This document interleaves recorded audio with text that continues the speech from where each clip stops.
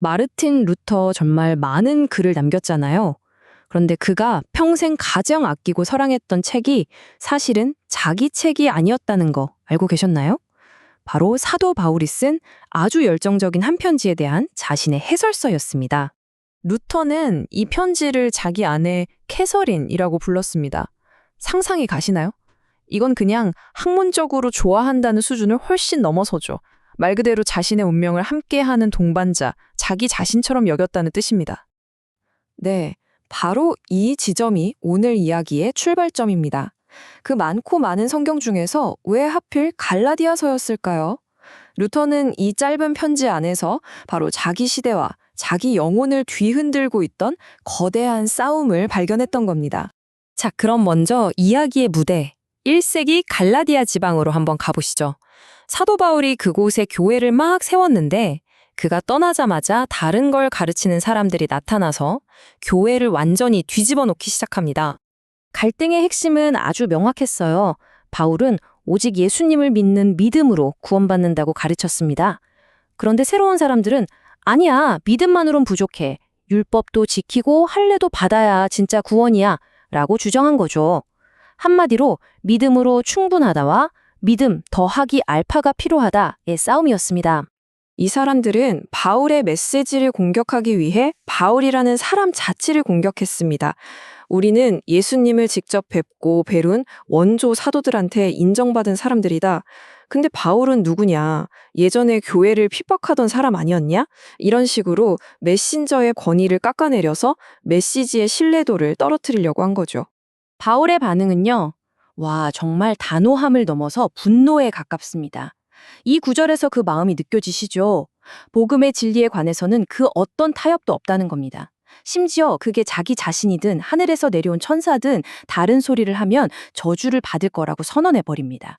자신의 메시지를 지키기 위해 바울은 먼저 그 메시지가 어디서 왔는지를 분명히 해야 했습니다.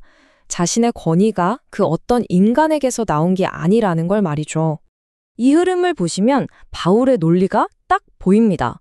그는 예수님한테 직접 계시를 받은 후에 다른 사도들을 만나러 예루살렘에 가기까지 무려 3년 동안이나 혼자서 복음을 전했습니다. 이건 뭘 의미할까요? 자신의 복음이 사람에게서 배운 게 아니라는 가장 확실한 증거였던 거죠. 바로 이 한 문장이 바울의 변론의 핵심입니다. 내 복음은 사람을 거친 중고 지식이 아니다. 하나님에게서 바로 받은 직통 계시다. 그렇기 때문에 그 권위는 타협의 여지가 없는 절대적인 것이었습니다. 자, 이제 바울이 정말 목숨 걸고 지키려 했던 그 신학의 심장부로 들어가 보겠습니다. 이 믿음이냐 행위냐의 논쟁은 1500년이라는 시간을 건너뛰어서 루터의 종교개혁을 일으키는 바로 그 불씨가 됩니다. 여기서 중요한 칭의라는 중요한 개념을 잠깐 짚고 가야 하는데요. 말이 좀 어렵죠. 근데 질문은 아주 간단합니다. 죄인인 내가 어떻게 하면 거룩하신 하나님 앞에 바로 설 수 있을까? 바로 이 근본적인 질문에 대한 답이 칭의입니다. 루터가 갈라디아서를 통해 발견한 구원의 길은 바로 이 세 단계였습니다. 첫째, 나의 완전한 무능력을 인정한다.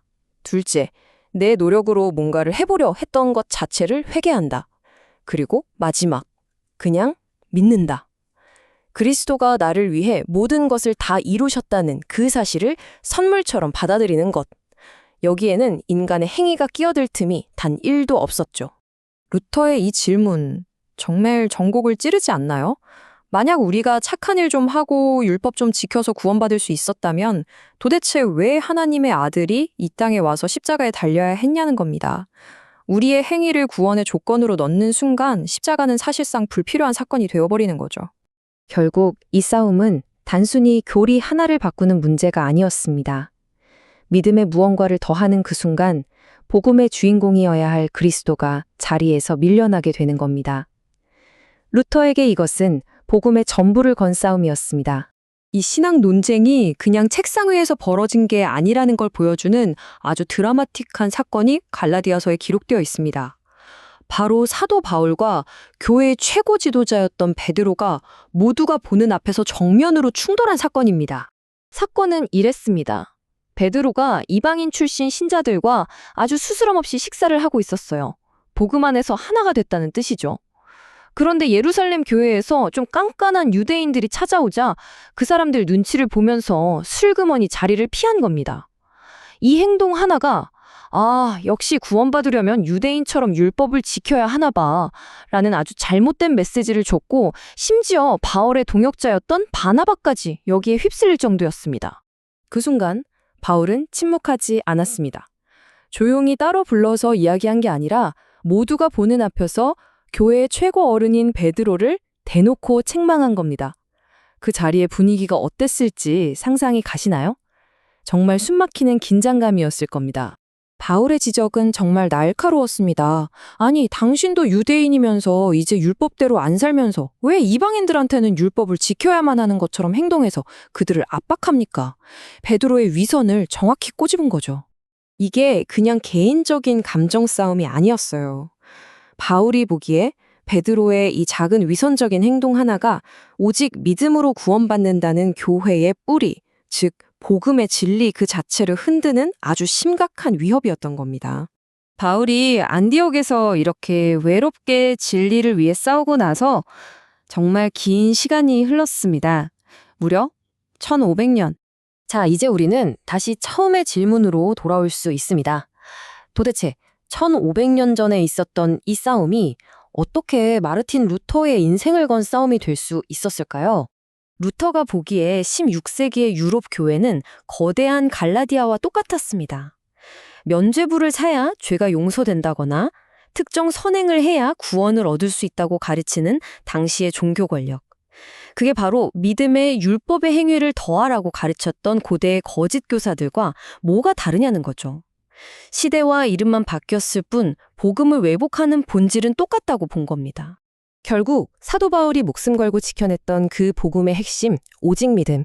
이 한 가지 진리가 마르틴 루터의 삶과 신학, 그리고 인류의 역사를 바꾼 종교개혁의 시작이자 중간, 그리고 끝, 그 모든 것이 되었습니다. 루터는 가장 존경하는 지도자이자 친구에게 맞서면서까지 진리를 지켜야 한다고 믿었습니다. 이 이야기는 오늘을 사는 우리에게 질문을 던지는 것 같아요. 여러분의 삶에서 때로는 관계의 불편함을 감수하고서라도 이것만은 절대로 타협할 수 없다고 여기는 그런 단 하나의 진리가 있다면 과연 무엇일까요?